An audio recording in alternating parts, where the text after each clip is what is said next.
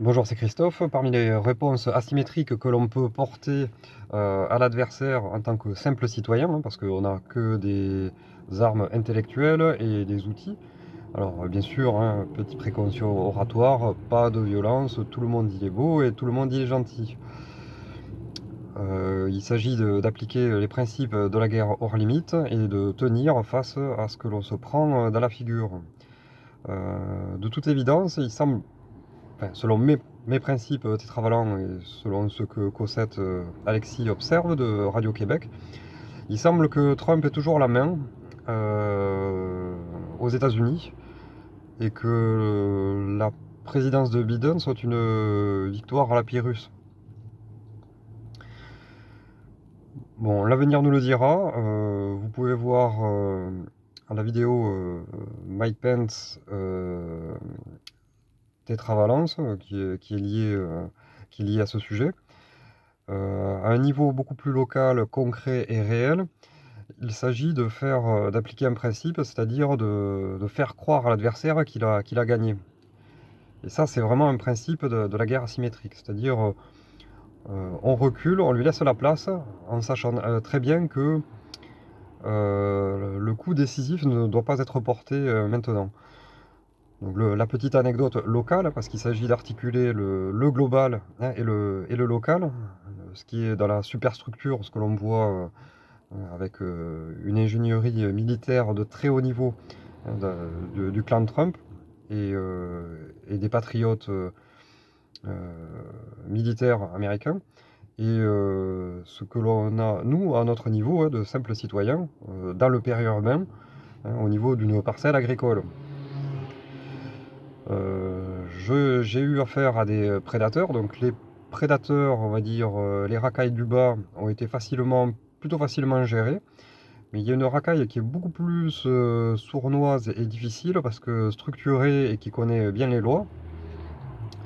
Ce sont les retraités euh, qui ont environ 70 ans, 60-70 ans. Donc ce sont des jouisseurs, mais ils n'ont plus les moyens de circuler autant qu'ils le souhaitent. Mais ils viennent, on va dire, se promener. Voilà, leur, mot, hein, leur langage, hein, leur champ lexical, c'est la promenade. Donc ils viennent se promener autour de votre terre agricole, mais on a bien vu, hein, avec l'angle tétravalent, c'est que du côté asymétrique, hein, pour rappeler ce que c'est la symétrie, nous raisonnons normalement en aristotélicien. Le bien, le mal et une composition entre les deux. Le tétravalent, c'est ce qu'il y a en dehors, c'est indéfini et cela englobe les trois propositions, bien, mal et composition des deux, bien et mal, gris. Donc c'est tout ce qui est à l'extérieur. Et pour en revenir à ce petit retraité, hein, qui était un retraité en plus de la Grande Muette, je me suis renseigné. Donc le gars, il trompe sa femme avec une femme devant le terrain, mais il prend l'apparence d'un jouisseur, c'est-à-dire de se promener. Mais en même temps, il se retourne, il peut se retourner, c'est-à-dire il peut être et le bien et le mal et neutre, c'est-à-dire promenade, mais en même temps, comment dire, il est à la fois le bien, le mal et la composition des deux, mais en version négative, c'est-à-dire il surveille, il veut gérer, pour faire simple, il squatte avec sa compagne, enfin, sa maîtresse au bord du terrain, donc il bousille tous les chemins qui sont communaux, bien sûr, et que ça ne concerne pas, mais il en profite, vous voyez. Et en plus, il n'est pas du village. Donc, vous voyez, ces mecs-là sont une source de prédation. Aujourd'hui, enfin, hier, ils étaient le bien, là, ils se placent entre les deux. Demain, ils vont s'inverser parce que de toute façon, ils n'ont plus les moyens de jouir, de voyager. Donc, ils ont quelques moyens, mais c'est vous voyez, le, quand on va arriver à un certain seuil, ce sera plus de la jouissance. En dessous du seuil, ça va être de la prédation. Et doucement, on en arrive à ce niveau-là. Donc pour gérer ces gens-là, on applique les principes de la guerre hors limite, c'est-à-dire j'ai reculé, c'est-à-dire je suis allé au contact, je lui ai montré la limite de propriété, parce que c'est des gens qui sont capables de passer, vu que c'est pas tout à fait clôturé, c'est de la haie vive, naturelle. Ils sont, parce qu'on utilise un paysage diffus, hein, pour détourner l'attention des prédateurs par le bas. Le prédateur par le bas, quand il voit une haie un peu, un peu mal faite, ça ne l'intéresse pas. Il ne pense pas que derrière, il puisse y avoir des choses. Mais ce bobo retraité et passe la limite, sous prétexte qu'il ne la connaît pas. Donc je lui ai montré, hein, la limite du cadastre, hein, pour quand même l'arrêter. Il se retourne et il me dit oui, j'ai reçu une branche sur ma voiture, donc voilà, il va falloir se calmer. Donc ce que j'ai fait, j'ai reculé, donc j'ai pas, je, je n'ai pas causé de tort. Donc je me suis déplacé. Mais par contre, il est tout à fait possible, hein, de placer par exemple des obstacles pour que ces gens ne circulent au moins. Des obstacles qui, comme par hasard, eh bien, ont été posés par des gens par hasard. Il s'agit d'exaspérer l'adversaire, parce que ce sont des gens nomades,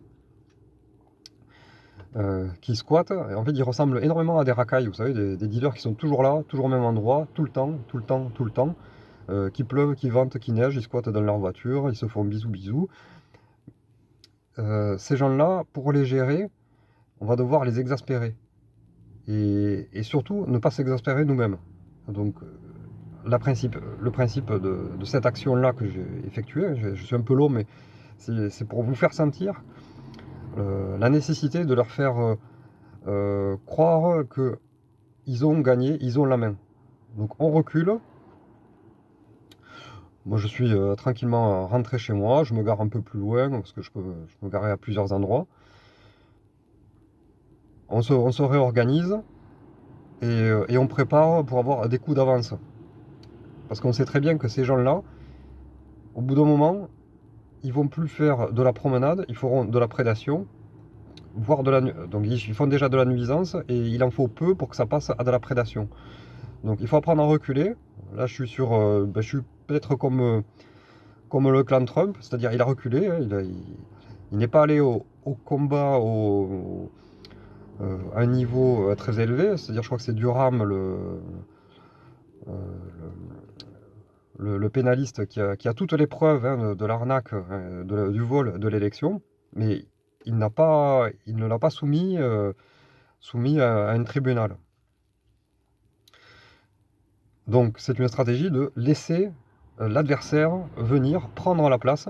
Donc je l'ai laissé, moi mon adversaire, ce petit vieux, je l'ai laissé venir, hein, faire comme s'il était quasiment chez lui. Il s'est mis à la faute parce qu'il a passé 2 fois la ligne de copropriété. Voilà. Mais je lui ai montré qu'il était à la faute, mais gentiment.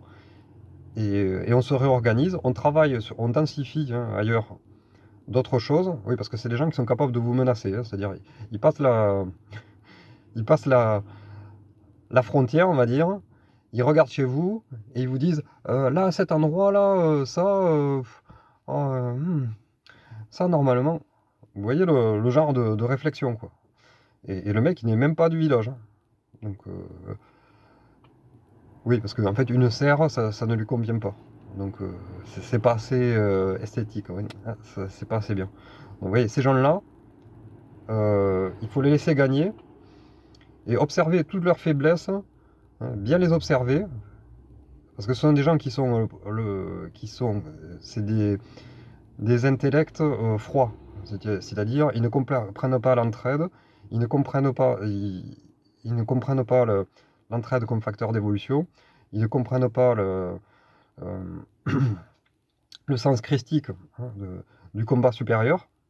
Ils n'ont pas accès à la transcendance, donc il faut qu'ils jouissent tout de suite, dans l'instantané, et pour eux seuls. Voilà, donc j'espère que j'ai pas été trop confus.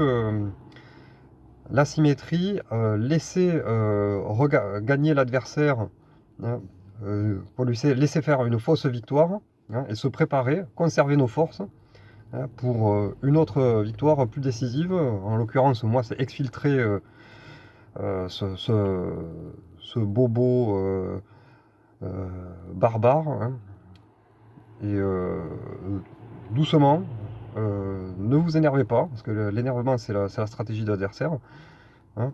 Laissez-le gagner sur des victoires mineures, et préservez votre ressource à tout prix. Voilà, force, courage, force et honneur et amour, et à bientôt.